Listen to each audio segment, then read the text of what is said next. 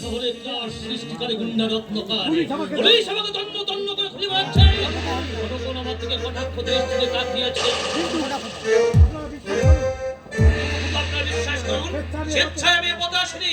আমিও চেয়েছিলাম আপনাদের মতো সৎভাবে জীবন যাপন করতে, কিন্তু গুন্ডা সমাজ এই বিষাক্ত পৃথিবী আমাকে সৎভাবে বাঁচতে দেয়নি। গুরু, কি খবর নিহার? মাল নিতে রাজি আছে গুরু। দাম কিরকম? ক্যাশ পেমেন্ট দেবে তো? হ্যাঁ গুরু। ঠিক আছে, অনিমেষ বাবুকে মাল না দিয়েই আমরা ওখানে মাল দেবো। কিন্তু গুরু, কিরে আমার মুখের দিকে চেয়ে অমন করে তাকিয়ে রইলি কেন?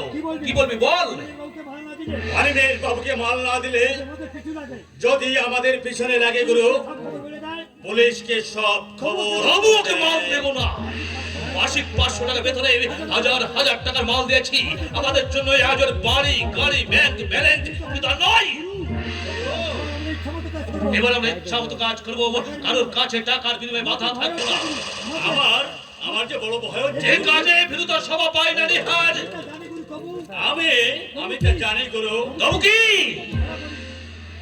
আমি যদি ধরা পড়ি গুরু, আমার সংসার ভেসে যাবে গুরু।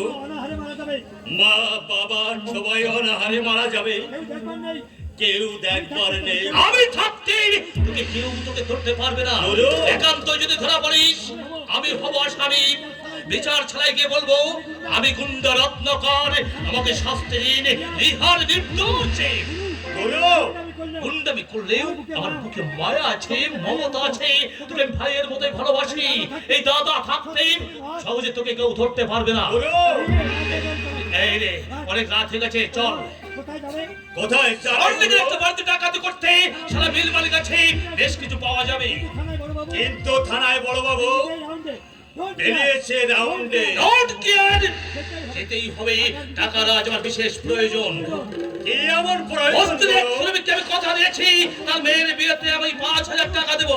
তুমি টাকা আলো বাজারে মুনাফা করতে কাছ থেকে ছিনে বিলে দেবো এই বস্তির মানুষদের।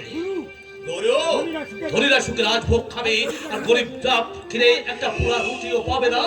না না, হতে দেবো না। ভেঙে ফেলবো তোদের ইমারত, ভেঙে চুরমার করে ফেলবো। তারপর পুলিশের গুলিতে একদিন শেষ করে দেবো আমার এই অভিশপ্ত জীবন।